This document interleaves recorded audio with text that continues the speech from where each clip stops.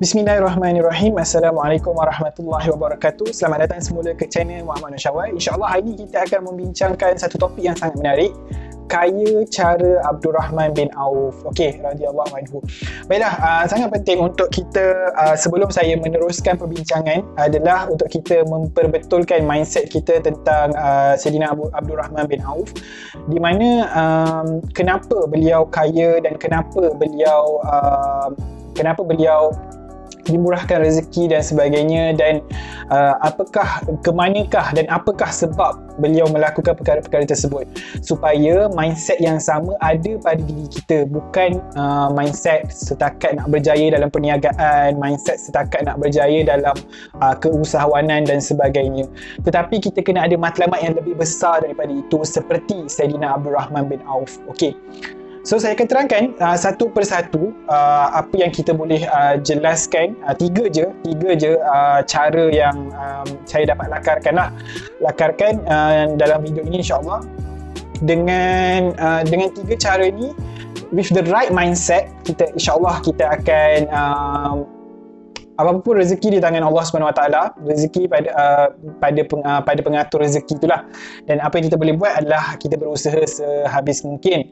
Dan okey, kita akan teruskan. Baiklah, yang pertama adalah sedekah. Abdul Rahman bin Auf radhiyallahu anhu sangat-sangat gemar untuk bersedekah.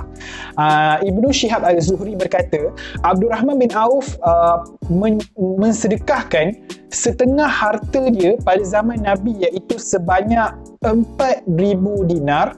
Setelah itu 40,000 dinar, dan membiayai 500 ekor kuda, juga 500 ekor unta di jalan Allah. Semuanya diperoleh daripada perniagaan. Sangat banyak, amount yang sangat banyak, beyond our imagination. Kalau benda-benda tu all the 500 kuda, all the 500 unta, kalau kita convert kepada duit sekarang, berjuta-juta, berbilion-bilion, bertrilion-trilion pun tak mustahil. Saya rasa sangat-sangat banyak amount yang disedekahkan. Dan especially kalau kita tengok sirah, bahagian-bahagian yang Abdul Rahman bin Auf radhiyallahu anhu mensedekahkan adalah ketika majoritinya, of course lah kan, ketika suasana yang sangat getir. Contohnya perang Tabuk dan perang-perang yang lain. Memang banyak Sayyidina Abdul Rahman bin Auf mensedekahkan di jalan Allah SWT, especially when the time is very, very crucial. So kita kena start bersedekah lah, kalau kita nak perniagaan kita lebih berkembang dan sebagainya. Tetapi itu hanyalah minoriti kita,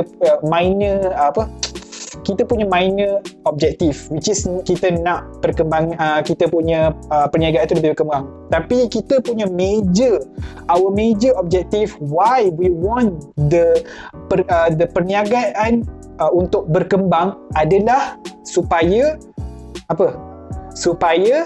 kita dapat bantu Islam, kita dapat bantu diri kita. Sebab antara perkara yang dibawa di dalam kubur adalah sedekah, amal jariah. So sangat penting untuk kita ingat benda ni dan menjadikan benda ni sebagai matlamat utama kita, supaya kita jelas. Dan yang kedua adalah mindset untuk berniaga, bukan untuk kemewahan, tetapi untuk membantu agama. Ini yang sangat penting, yang kita semua kena sama-sama, yang dah terlibat, especially yang dah terlibat secara part time ke full time ke dalam perniagaan, kita kena baiki benda ni.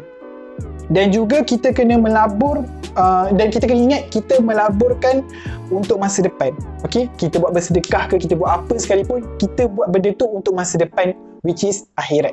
Okey, which is akhirat kita. Dan bila mana mindset kita dah betul, iaitu berniaga bukan untuk kemewahan tetapi untuk membantu agama, sudah pasti bila kita dah terlibat dalam bidang-bidang perniagaan, kita kena berusaha untuk elakkan terlibat dengan benda-benda syubhah. Contoh, jual rokok, jual vape, apa lagi, benda-benda yang ada riba, benda-benda yang ada judi secara jelas, benda-benda yang memang kita rasa syubhah. sepatutnya kita buang daripada perniagaan kita. Kita kena make sure benda-benda tu tak ada. Kalau benda-benda tu ada dekat dalam kita punya perniagaan, maksudnya kita punya perniagaan adalah bermatlamatkan dunia. Kita punya perniagaan adalah kita nak akan kemewahan tu, dan kita hanya bertopengkan akhirat. Tapi kalau kita betul-betul bermatlamatkan akhirat, sepatutnya kita sanggup untuk tinggalkan benda-benda yang syubhah tersebut, InsyaAllah. Dan yang ketiga adalah tawaduk. Okey, tawaduk. Sa'ad bin Abdul Rahman berkata, Abdul Rahman bin Auf tidak dapat dibezakan dengan hamba-hambanya. Sangat-sangat mengejutkan sebab penampilan beliau seperti biasa sahaja. Tiada kemewahan dalam berpakaian dan berkenderaan, dan merupakan jutawan yang antara jutawan yang dijamin masuk syurga. So itu poin yang sangat penting, sangat menyeluruh untuk kita ingat. Okay? Kita tak kisah, kita kena ingat ekonomi untuk orang Islam adalah sangat-sangat penting untuk kita conquer, untuk kita kuasai.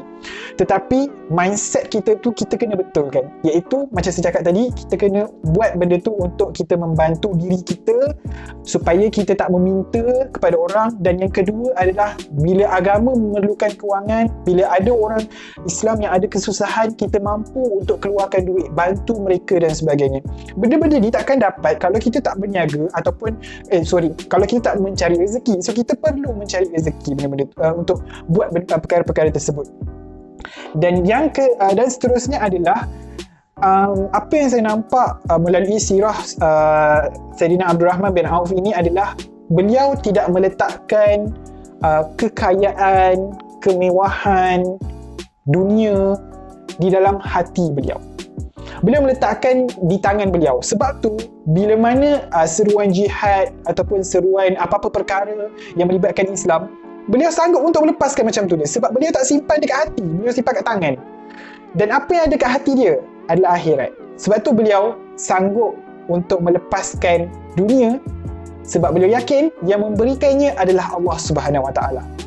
Dan beliau yakin kalau beliau berusaha lagi, beliau akan dapat balik benda tu. So kita kena yakin, kita kena ada mindset yang sama. Kita kena membantu ekonomi Islam, tetapi with the right mindset. Okey, jangan buat perkara-perkara syubhah. Contoh ada yang melibatkan buka aurat, pengiklanan yang melampau. Kenapa nak buat benda-benda tu? Kalau betul matlamat kita adalah akhirat. Kalau betul matlamat kita adalah akhirat, kita sepatutnya berusaha untuk elakkan benda-benda tu. Betul tak? Okey, itu sahaja pada video yang kali ini. Dan harap-harap dapatlah menjelaskan apa yang kita boleh contohi daripada Sayyidina Abdul Rahman bin Auf. Okey, saya minta maaf kalau ada apa-apa yang tersalah cakap atau kurang information dan sebagainya. InsyaAllah itu sahaja, dan kita akan bertemu semula di video yang akan datang. Jika anda baru di channel saya, jangan lupa untuk subscribe, dan insyaAllah kita akan bertemu semula di video yang akan datang. Assalamualaikum warahmatullahi wabarakatuh.